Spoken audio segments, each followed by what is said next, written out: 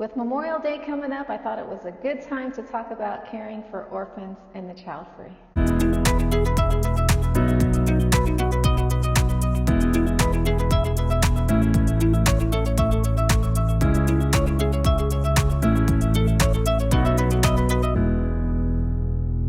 Thank you all for being here. I'm Laura Giles with Pan Society.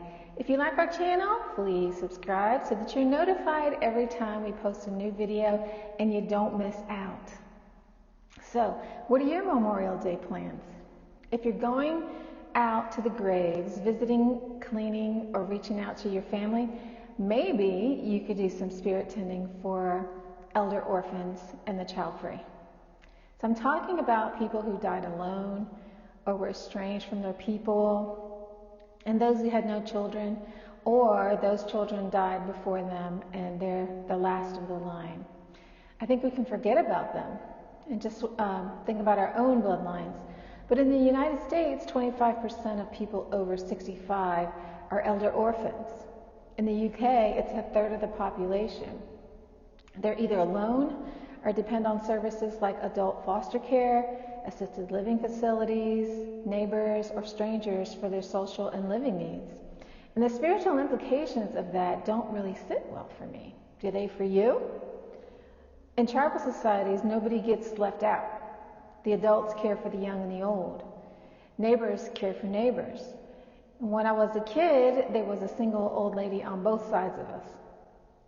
The mean one on the left had family that sometimes came over, and the nice one on the right hardly ever went out at all, and nobody ever went in. And we used to shovel the sidewalk for both of them, and sometimes take out their trash cans or bring them back in. And we just did that because it was a little thing. But imagine how much better it would have been if we put some thought into it and it was an actual relationship. Many adults are choosing childlessness. Many are also involuntarily childless, and stuff happens. Maybe things don't work out right. Maybe it was an economic choice.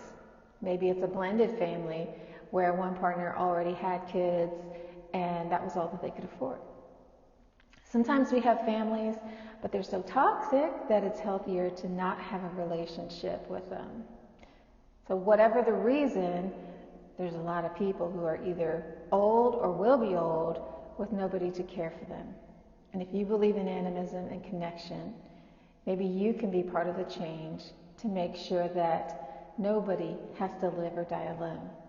So here's 5 ways to start. So number 1, volunteer in an assisted living facility. They have activities coordinators who would love for you to share what you love once a month. You could teach art or music or read to them. We've done dancing performances and healing circles at nursing homes. We all have something that we can share. So number 2 is adopt an elder, either in a nursing facility or in your neighborhood, to visit with them. Help them with a garden or getting groceries. Be their emergency contact if they fall or something. Little things mean a lot. Be the nosy neighbor who notices if the mailbox is overflowing or if their lights are on or not on when they usually are. Check in on them, takes no time. Number 3, volunteer as a loneliness hotline worker. Loneliness is a huge factor in both physical and mental health decline, so having someone to talk to means a ton. The Samaritans have a 24-hour hotline, and the Institute on Aging also has one called the Friendship Line.